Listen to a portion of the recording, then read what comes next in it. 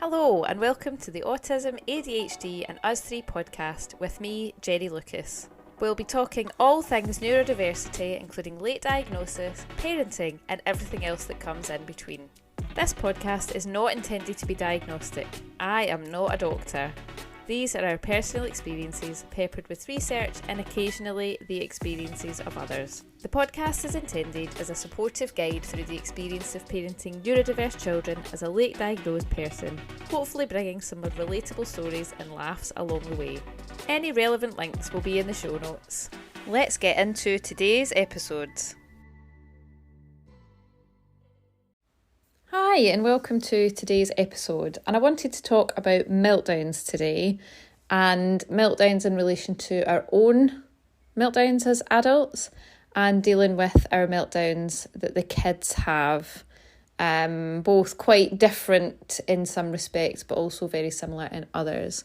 So I want to get straight into it today, and this has come off the back of some comments that I've had on a TikTok video recently about if you could, change something about your parenting style or update something about your parenting style, what would it be?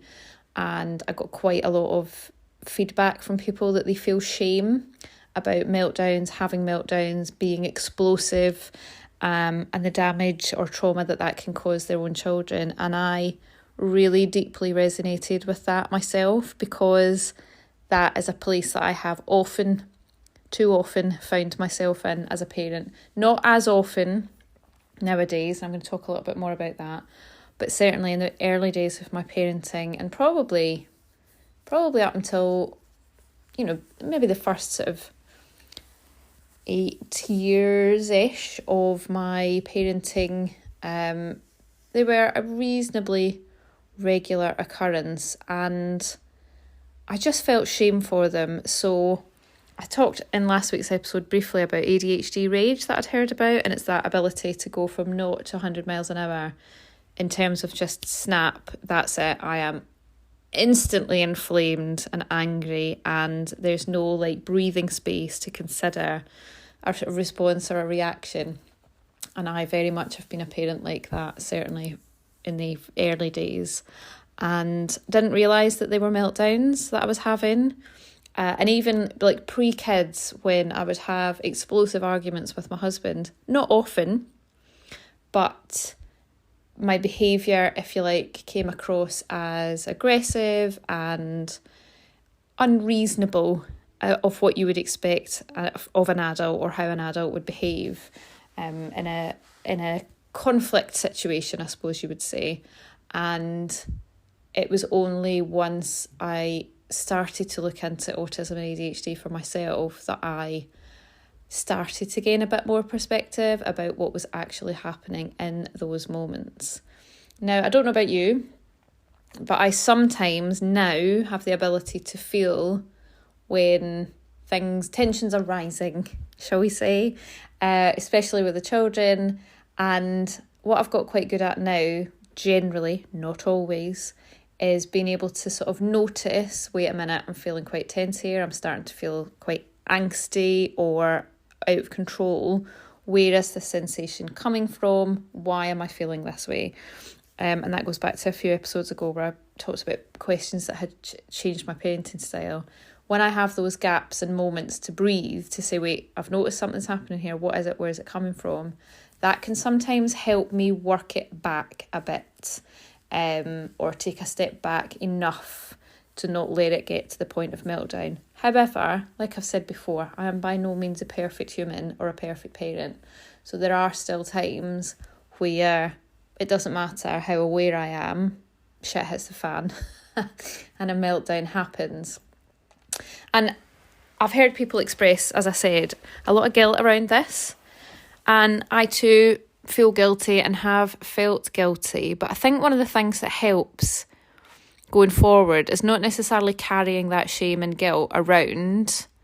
It is being able to come back to that situation after everyone's calmed down and have a conversation with the people involved. So in my case, generally it's the kids, and generally once I've had some cool down time and they have had some cool down time, and we're all a bit more regulated, I will come back to them and we'll have a conversation about it, and I will apologise for my behaviour, whatever it's been, or maybe some of the comments that I've made, or whatever it is that I feel I need to apologise for in that moment, and the children feel I need to apologise for in that moment, then I will do so. And then I talk a little bit about what was happening in my body for me at that time, if I can identify it, or what were the things that led to that position for myself. And I try and do that from a sort of no blame situation. Oh, it's because you guys were taking so long to get your shoes. Like that doesn't help, because that then just heaps the shame on the kids, and they then feel responsible for our sort of emotional behaviour, which they are not responsible for.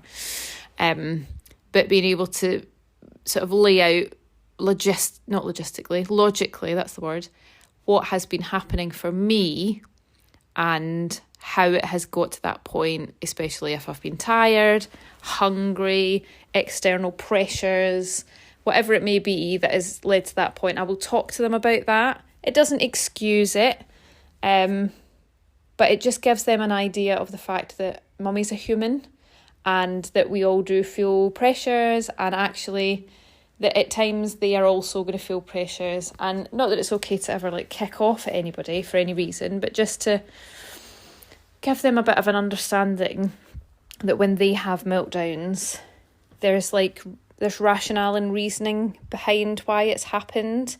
And I think that's so important, to try and take the shame out of it for them. You know, there are genuinely things that they will find overstimulating, or, you know, even if it's sensory stuff generally sits underneath some of this. It just helps them have a greater understanding that they're not a broken human being, and they don't need to go to anger management classes or whatever it is. They will find situations that are overwhelming, and sometimes it's like the fizzy Coke bottle. Sometimes we have a fizzy Coke bottle moment. And so I use that to talk to the kids about their meltdowns. Something that I've found really fascinating about meltdowns, now that I'm more aware of them, and now that I can view my life with a more sort of analytical lens. Now, that's not to say that I haven't been analysing my life my whole life. I'm autistic, of course I have, but like I've got a frame of reference in terms of knowing that I'm autistic now to look at my life, and looking at meltdowns, being aware of a meltdown and what happens. Sometimes pre-suspicion, if you like, of neurodiversity, I think that I was a bit of a psychopath. Genuinely would be concerned at times that I was a psychopath, because I could have these absolutely raging, angry fits. And there could be hysterical crying. There could be, there could be all sorts of like verbal stuff, anger, all sorts of things coming out. And then once it was over, generally, I felt quite calm again. And genuinely, before I had any idea about autism, I thought, there's something wrong with me here. Like, why have I just so violently reacted about something emotionally? And now I'm absolutely fine. And what I've learned is that actually meltdowns are the result of overwhelm. And like I said earlier on, that fizzy Coke bottle sensation, things have become overwhelming and too much and need to be let out. And for me, that is shouting, being angry, losing my shit. It could be big sobs, crying. And then once that's done, it's like letting the poison out. I've not got any nice analogies to share with you to help you get that picture, but it's almost like, when you've got like a sick bug and you just have to get all the sick out, and then afterwards you're like a bit more, things feel calm again. It feels like that fizzy sensation of this meltdown now has to happen. There's no way to get rid of it. There's no way to diffuse this meltdown bomb. It has to come out. And then things feel calm and more regulated again. And having had conversations with the kids about this, my eldest is more aware of this than my youngest is currently. She agrees that feels similar for her when she's had a meltdown. Afterwards, she feels better, if you like. She feels calmer. And that's really important information, I think, to be aware of. And it sort of reaffirms, every time it happens, it reaffirms for me that it was a meltdown. It wasn't a temper tantrum. I wasn't behaving in a particular way to get control or to sort of get my own way, if you like. I literally needed to get the poison out, to work out the overwhelm. and then things feel settled again. And I'd be interested to know if that resonates with you, if that makes sense to you. Is that also your experience? Please do let me know. But that is certainly, now that I understand that, it makes a lot more sense for me. And actually I had a conversation with my husband about this the other day. And for him, in terms of being around us AuDHDers in the house, he has more of an awareness now. He can see when it's coming, more with me than he can the kids. Sometimes he's not so great at seeing that we're heading towards a meltdown iceberg when it's the kids, but more with me. He says, I understand it more. He said, and I look back across our relationship and different sort of arguments that we've had, and at the time have been sort of surprised by your reaction, or why you have sort of overreacted, quote unquote, to what seemingly were like small things or small comments or whatever. And now it makes sense to him, and it's given him that perspective as well, which is really helpful for our relationship going forward. The kids have had lots of meltdowns throughout their lifetime, and they have had sort of public meltdowns in the way that I haven't had as many public meltdowns, because I was parented differently and things were different in the 80s and the 90s. That expectation of being a good girl and not embarrassing your parents or embarrassing the adults weighed very heavily upon my shoulders. And so I learned how to internalise a lot of my stuff, like many of us out there.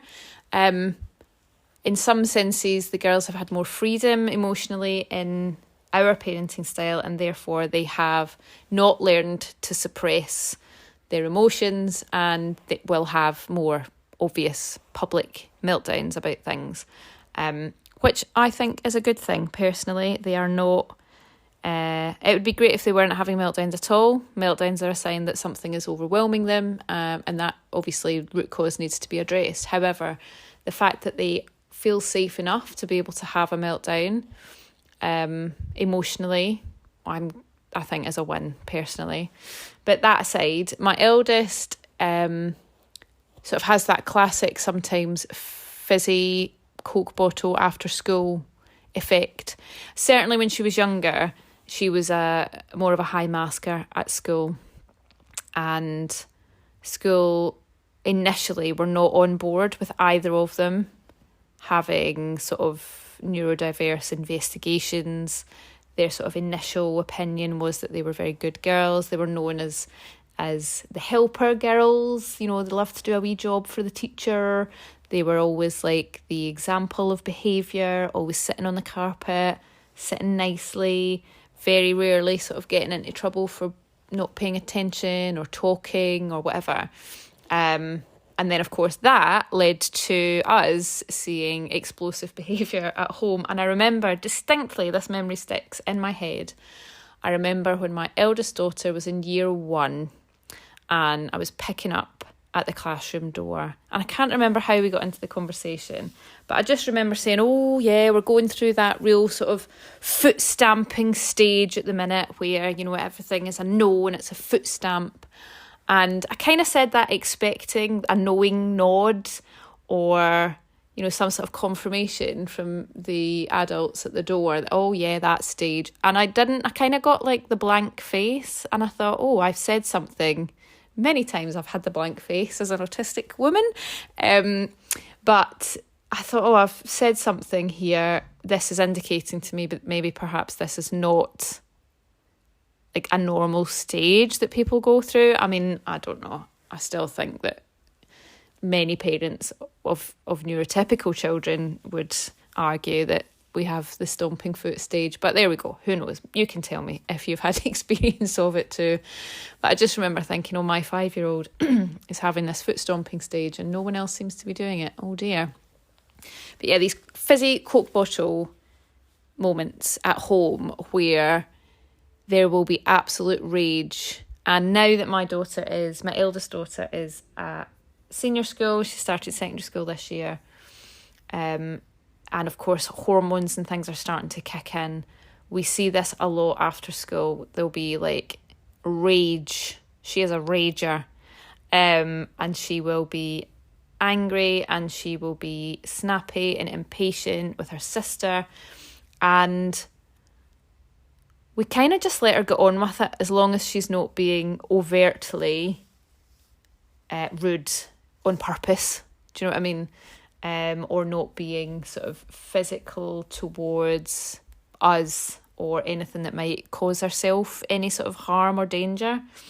We know that it's kind of got to fizzle out, and so we let her get on with it and don't pick her up for like the way that she speaks to us or her attitude in that moment, because I just know there is absolutely no point in having a conversation about the tone of voice that she's using or the words that she's choosing to use to express herself to me in those moments. Her brain is not functioning on a level that is willing to have any sort of learning conversation in those moments. It's just not going to happen. And it's like fuel to the fire. You know, the age old, don't speak to me like that. You can't tell me what to do. You know, that whole dynamic. There's no point. There is no point. So she kind of rages it out. We've had on 2 occasions in the last, I want to say 2, maybe 3 years, she's had meltdowns which have gone on, which have had like sobbing, you know, rolling around the floor sobbing, heartbreaking moments where I've actually thought, oh my God, this is never going to stop. What the hell do I do here? And actually, on those 2 occasions, I went and got a can of Coke from the fridge, so it was cold, and gave it to her to put down her top to hold against her chest. You can do it to the back, you can do it to the wrists. But it's that sort of immediate stimulation of the nervous system that sort of snaps them out of it. In terms of like an immediate shock to the nervous system. So, like I say, cold ice cube on the wrists can help, but an actual physical intervention like that just tells the body, wait a minute, hold on, we need to pay attention to something else, and then it allows the rest of the nervous system to just like pause and literally take a breath and then slowly like come back down off the ceiling again. And that has helped. It's not something I would want to do all the time, but interestingly, my eldest also, at the end of a shower, enjoys turning the temperature down a little bit, not so that it's absolutely freezing cold, but she likes that sensation of the sort of coolness on her skin. I think that probably helps her prepare to come out of the shower, you know, when you hit the cold air. But that works really well for her. So yeah, meltdowns, we tend to just let them run as long as they're not being harmful to anyone else or like dangerous to her. And I'll talk about the little one separately. But in terms of the impact that has, it really helps her know that she's got a safe space to express herself. She knows she can come and then talk to us once she's calmed down, if she's got any idea where the meltdown came from, because this is something we're still working on with both of the kids, is they have these reactions. Sometimes they know why they feel overwhelmed. Sometimes they don't know where it's come from. And for my eldest in particular, she finds the secondary school environment really, really overwhelming. Just all of it, and the movement and the amount of people and the lesson changeovers and the different teaching styles and just everything you can imagine about secondary school. And a big secondary school she finds quite challenging. So we often have meltdowns, and it does, I'm not going to lie, it does feel a little bit like we're walking on eggshells half the time, not wanting to say the wrong thing or ask the wrong question or say something the wrong way in case it sort of inflames any particular situation. But having that awareness is really, really useful, because it's helping them learn about how their brains are working and actually maybe pinpointing for themselves why it is that they're feeling overwhelmed. My youngest daughter is different. She does not wear her heart on her sleeve in the same way that her sister does. Her sister, as my husband said, she's quite easy to read because she will have a big flaming meltdown and she'll get it all out and then she'll be able to tell you about it. The little one has more of a sense of alexithymia. She does not easily identify what feelings she is feeling. She also has interoception issues, so she struggles to identify physical sensation as well. And that can make it really difficult for her, and that presents more as anxiety. So we've had phases of real genuine fear in her short life. So far, we're still sort of going through a fear phase, although the severity of it comes and goes. But for her, she is struggling to be on her own. She won't go upstairs by herself. She struggles to fall asleep by herself. If she wakes in the night, she needs one of us to come and be with her while she falls asleep. And that, I think, is just purely through, or certainly partly through, not being able to identify what's going on in her body. Knowing that she feels something, but not being able to identify, this is a safe feeling, I've got nothing to be scared of here. And so when it comes to having meltdowns, she can have meltdowns. She can have, she can cry and become really overwhelmed and upset about tiny little actions. She's got a really negative mindset about herself, which is heartbreaking. But she tends to, if she's feeling overwhelmed, she tends to be more of an immediate no person. So if she is finding, if we're going out for the day somewhere, or we're going out to a party, or something's coming up where she is feeling overwhelmed about it, she finds every other aspect of life really challenging. So even getting out of bed can be a hard no. And I think I mentioned, I certainly did a TikTok video about this a few weeks ago, about having awareness and how, you know, how plans change and how that can be challenging for all of us to deal with. But she finds that really difficult. Even, what do you want to wear today? No, nothing. I don't want clothes. I'm not going out. Like it's refusal. So the more uncomfortable she is, the less able she is to cope with anything, actually. Decisions. I've talked about this in a previous episode about interoception and decision paralysis. She is the poster girl for that, bless her. And so it can be the same when she's having meltdowns. She's really more frightened than angry. And so that's a whole different ballgame to deal with. But again, in the same way that we do with my eldest daughter, she's allowed to feel her feelings, even if she doesn't know what those feelings are. And we will work through that with her and try and give her some level of reassurance so that she can feel safe within her body and safe within her nervous system. But it's tricky. It is challenging. It's still something that we're learning about. And it is absolutely fascinating how the two of them are so different. Sometimes I struggle to comprehend the fact that they both came out of me. You know what I mean? And I know that, you know, they're not carbon copies of each other at all. They obviously have their own independence and personalities, but sometimes they are so different in some ways. It is absolutely fascinating. And if you've got more than one child, I'm sure you can understand where I'm coming from with that. It's amazing, really, watching them develop. And so to finish off this episode today, I just wanted to say that obviously meltdowns have featured a lot in my life as an AuDHD person, and they still feature a lot in my life as the parent of AuDHD people. But me having an awareness of what a meltdown is has changed my life. And then having an awareness of the fact that things happen in my body that I hadn't previously been aware of, which can lead to overwhelm and meltdown, has also changed my life. Just that it's like a tiny little crack of light, if you like, in terms of, wait a minute, not everybody feels like this all the time. Why am I feeling like this? Where is this sensation coming from? What is causing it? What can I do to mitigate it? And so building that awareness from nothing to the point that I'm at now, and I don't think there's a perfect stage, but I'm certainly better than I was in terms of having that awareness, has really changed the frequency of my meltdowns. It's brought them right down.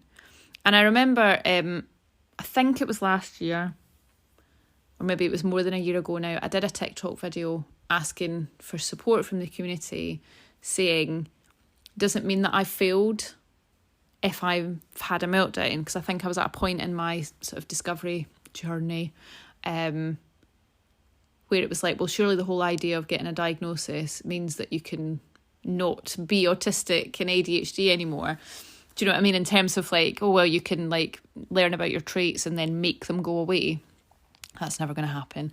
I was not quite at the same place of self-acceptance as I am now. And it was that idea that if I've had a meltdown, I've failed in some way. I've failed to suppress my traits, or I have failed to accommodate myself to the point where a meltdown doesn't happen. And meltdowns are a fact of life for those of us who are autistic, certainly. It is a physical response to an overwhelming situation, be that sensory overload or too many things going on at once in our lives, or external pressures that we are either putting on ourselves, or, you know, our genuine external sort of deadlines that we have to meet, or a combination of all of the above, or other things. They're not a failure. They are the concrete result of our systems being overloaded. We do not want to be behaving this way. If we could choose to never have another meltdown in front of our children again and lose our shit, we choose that all day long, every time. But we have been dealt the brains that we have, and we have to just have a bit of self-acceptance and be kind to ourselves. Now, I'm not saying use that as an excuse to be a shit to your children, obviously. It should go without saying. But having that awareness, knowing where your sensory triggers are, or starting to figure out what your sensory triggers are and being able to sort of make some lifestyle changes around that, and having honest conversations with the people around about you when you've had a meltdown. And it may well be that you don't want to have a verbal conversation about it. Sometimes you might have a meltdown and go into shutdown, or you might have sort of selective mutism where you are unable to speak. Your meltdowns may not be explosive, they may be shutdowns instead. They're a slightly different thing, where you just internalise and go inside and feel unable to explain things verbally. Communicate with your significant people, if you like, in whatever way is comfortable for you, about that situation and about where it came from. And gradually, the people around about you will hopefully start to not take it personally. That's a big one. And start to understand it from an outside perspective, to see rationally what has been going on and actually what they can do to support you in those moments, rather than apportion any sort of blame. And when it's with the children, like I say, we are always role models for them. So being able to apologise for any sort of unsuitable behaviour, if you like, and talk through what happened with them and why it happened. It helps them understand. It helps them distance themselves from it. It helps them not think, oh my God, that was my fault. Mummy's had a meltdown because of me. It helps take that out, that emotional sort of personalisation out of it for them. They can view it subjectively. And it means that if they are a witness to another meltdown, hopefully they'll have their shields up a little bit. They'll be able to internally go, Mummy's having a meltdown. She must be feeling overwhelmed. This is not my fault. And I know that she'll talk to me about it later when she's feeling better. And that's crucial. And sorry to any dads out there who are listening. Equally applies to you, or any other non-binary parents that I've got listening. Equally applies to you. If we can have these honest conversations with our kids, it really, really goes a long way. So thanks so much for listening to this episode. If you've got any feedback, please let me know. I've had some absolutely lovely emails and messages from you, and I really, really appreciate when you get in contact with me. It's fantastic. If you want to go further than that and leave a review for the podcast, I'd be really grateful, because it just helps push it and share it and get it out to other people. And if you've got anything that you want me to cover in the podcast, obviously get in touch and let me know. But thanks for listening, and I'll see you on the next episode.